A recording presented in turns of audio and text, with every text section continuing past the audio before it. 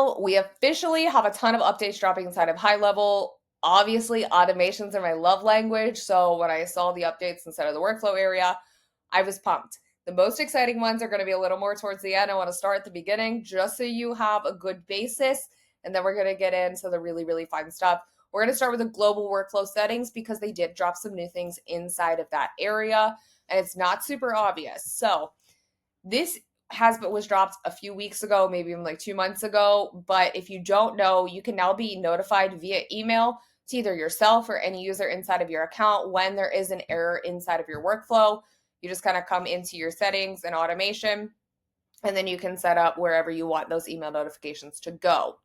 You also now have the option to pause workflows. So it says here to temporarily pause selected workflows, putting them in a draft state during a specific time period. So the first thing that comes to mind when I'm seeing this is, let's say we have a recurring coaching call that goes on at the same time every single month. For example, Hacking HighLevel, our micro membership, has a troubleshooting call every single month at the same day at the same time. So if I wanted to pause that while, for example, Sammy and I are on vacation or we're on like a holiday break, I could set this up to say, okay, we're going to be out of the office from the 20th the whole way to the 31st. Whoops. Okay, we're going to be out of the office from the 20th until the 3rd. We'll hit confirm. And then let's say Hacking HighLevel onboarding. Yep, we'll just do the Hacking HighLevel only onboarding. And this is going to occur annually. If I want it to recur every single year, it's going to. And what this is going to do, I pick the onboarding workflow, but let's say we have our reminder sequence set for those coaching calls. This is going to pause that so they're not getting reminders of coaching calls that aren't happening while we're gone. And then you would just hit save. You can add different ranges. They did leave us a note here that says the maximum allowed difference between start and end day is 15 days, and a workflow shouldn't be in 2 date periods that are overlapping. So for example, I shouldn't have our onboarding workflow in a range that goes from October 1st to 10th and one that goes from October 5th to 15th. They're also teasing a new pro plan for workflows. So for anyone that uses a ton of premium actions and triggers, this may be of interest to you. For $15 a month, you can now get up to 10,000 free premium actions and trigger executions every single month. So instead of paying per usage, for some people, this is going to be incredibly helpful if you're utilizing a ton of those premium actions and triggers. All right, coming back into the main area. Again, we touched on email notifications when there's an error in a workflow. If you have any errors, it's going to be listed in this needs review category. So you know exactly which workflows have the error and you can go ahead and take action on that. Deleted. This has been so highly requested. If you delete a workflow, you can now restore a workflow for up to 30 days. It's a one-click restore. You just come over here and click restore. You also now have the option to make smart lists directly from your workflow area, as well as use workflow triggers and actions as the filtering to create the smart list. So you can see we have a bunch of new options here that we can actually create our smart list from.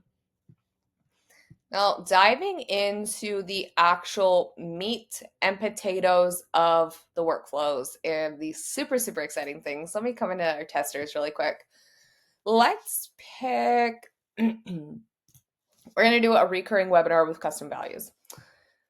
This is a fairly simple workflow, and I have to move my face to kind of reveal the super exciting part.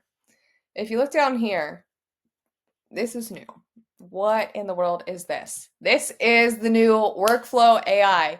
It's going to help you create automations, understand your workflows, see where you could simplify things, and really find out what actions you can add.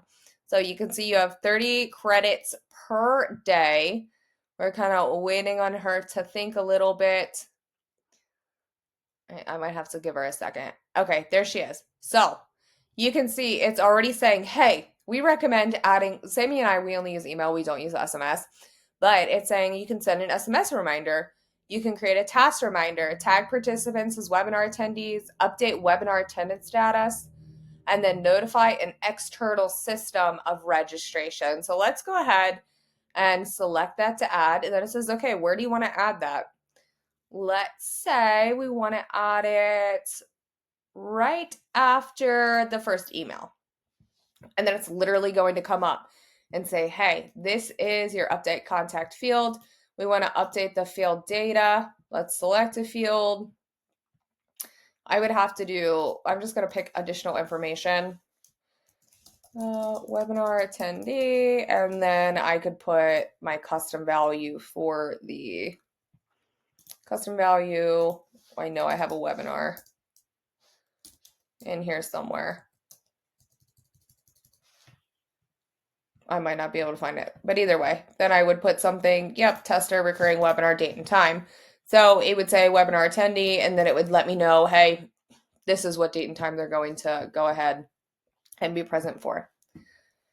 All right, save action, and then maybe I want to do something else. Let's say I want to go ahead and create a task reminder. We'll add it right here, and then it's going to bring up add task. So this is going to let you very quickly and easily build your automations, know that they're set up correctly, and then also it gives you recommendations. Hey, how could I do this better? And you don't have to, pay for a consult with someone else or sit there and rack your brain for 10,000 years. It's just going to look at it and say, hey, I can see what you're trying to do. Here's what you can do better. Next, we have stats view. So this one's actually empty. Let me go find a workflow that has numbers in it so you can see what stats view is. Okay, just kidding. It did actually load. So here you can literally see your statistics right in the workflow, which makes me so stinking happy. You can quite literally look at this and say, okay, 100% of this email was delivered, 100% was open, this much was clicked, this was replied, this was bounced. Obviously, this is a tester workflow. We aren't actually using this, so those stats aren't quite correct, but you can see everything that's happening inside of the workflow directly from here. Another new feature, we can add notes directly in the workflow. So if I want to say this is a tester workflow that shows how to create a recurring webinar workflow inside HighLevel. Okay, obviously this is probably going to be irrelevant now that we have recurring webinars, on-demand webinars inside of HighLevel. But you can see we have a general workflow notes area now. And then you also have the option to go ahead and add a note. I added this because I wasn't sure if we needed it or not and wanted to be safe. But now you can see, hey, I can see that there's a note right there on that specific step. And we can also say, okay, look, there is a note right here as well. This one, sticky notes. You know what this reminds me of? Sammy and I used Lucidchart so much to do funnel mapping, and now we really don't need it because we can quite literally add these and say, hey, okay, we should look at this at another time and review the emails. And then you can make bullets, you can bold, you can do all the things, you can add images, but this is just sticky notes where you can quite literally notate what's happening, what you need to know, and all the fun things directly inside of workflows. You also have the option to kind of hide and show and hide those as well. Okay, we have one more really exciting update in here. So we have the ability to see the contact execution path now. If I click this button, this is going to show me my exact path that I took through this workflow. Obviously, I went straight down. There's not really a bunch of conditional formatting here. There's not a bunch of if-else conditions. Actually, there's no if-else conditions. But in a workflow where you have multiple if-else conditions and you really want to map out what exactly that customer journey was through the workflow, this is going to be insane. So excited about all of the new workflow updates that are happening inside of HighLevel. I want to know how you're going to use them. You can drop a comment below. You can send me a DM, but I'm so looking forward to playing more with all of these new options.